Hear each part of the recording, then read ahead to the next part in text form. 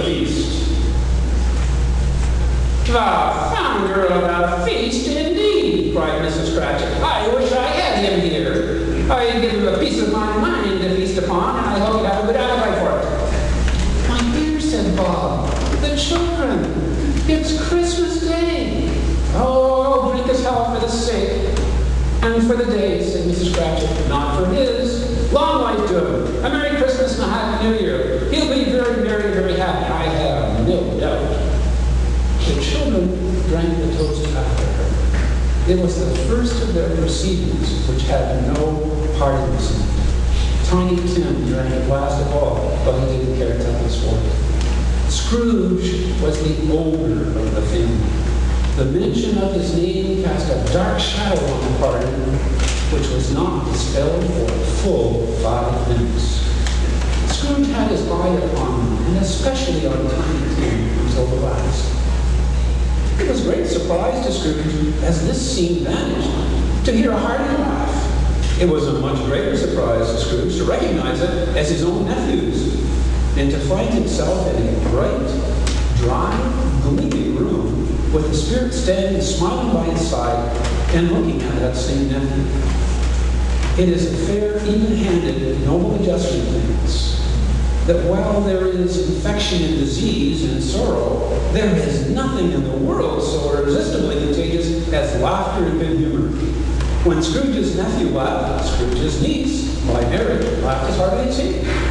And their assembled friends, being on a bit behindhand, laughed out lustily.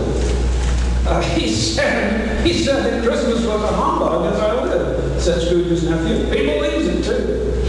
More shame for him, Fred, said Scrooge's niece indignantly. Bless those women, they never do anything by halves. They are always in earnest.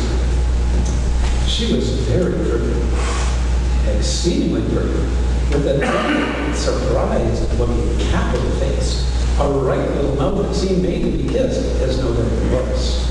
All kinds of good little dots clustered around her chin that melted into one another when she laughed.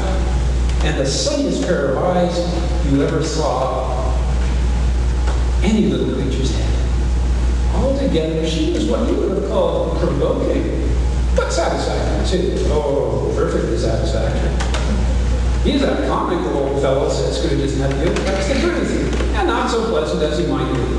However, his offenses carry their own punishment, and I have nothing to say against it. Who suffers by his ill winds? Himself, always.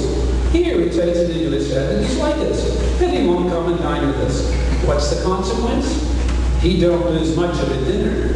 Indeed, I think he loses a very good dinner, interrupted Scrooge's niece. Everybody else said the same. And they must be allowed to be competent judges because they had just had dinner, and with the dessert upon the table, were clustered around the fire by men. Well, I'm very glad to hear it, said Scrooge's nephew, because I haven't any great faith in these young housekeepers. What do you say, Topper?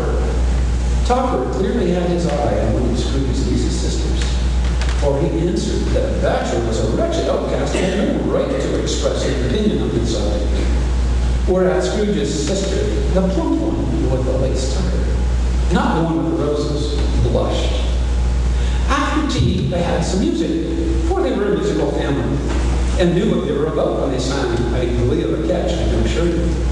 Especially Topper, who could growl away the bass like a good one, and never swelled the large veins in his forehead, nor even reddened his face. But they didn't devote the whole evening to music. After a while, they played at forfeits.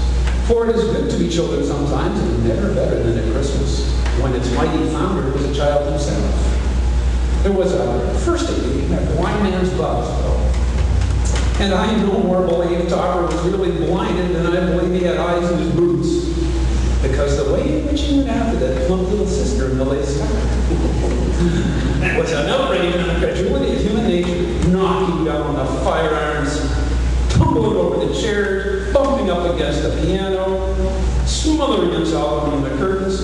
Wherever she went, he went. He always knew where the plump sister was.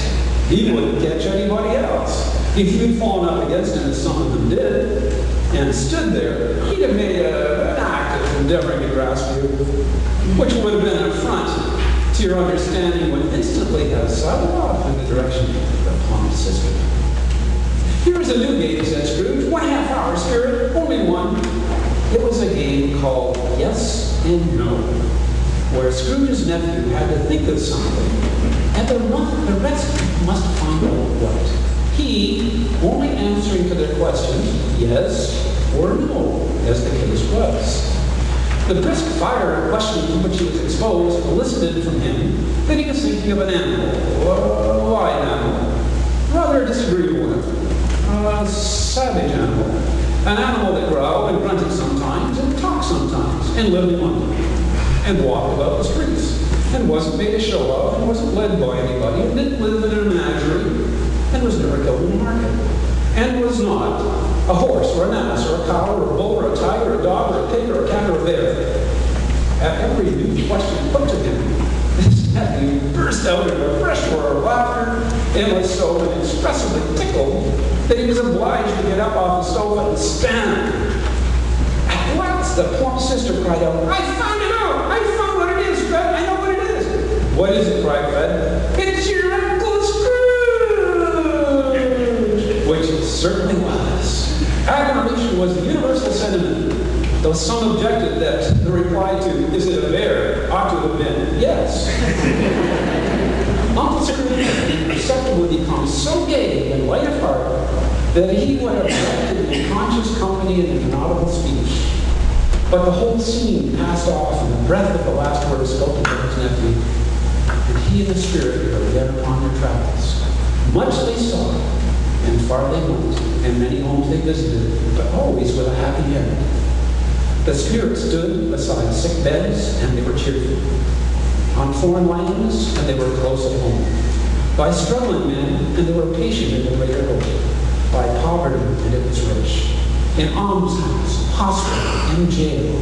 In misery's every refuge where vain man and his little brief authority have not made fast the door and barred the spirit out, he left his blessing and taught Scrooge his precepts. Suddenly, as they stood together in an open place, the bell struck 12. Scrooge looked about him for the ghost and saw no more.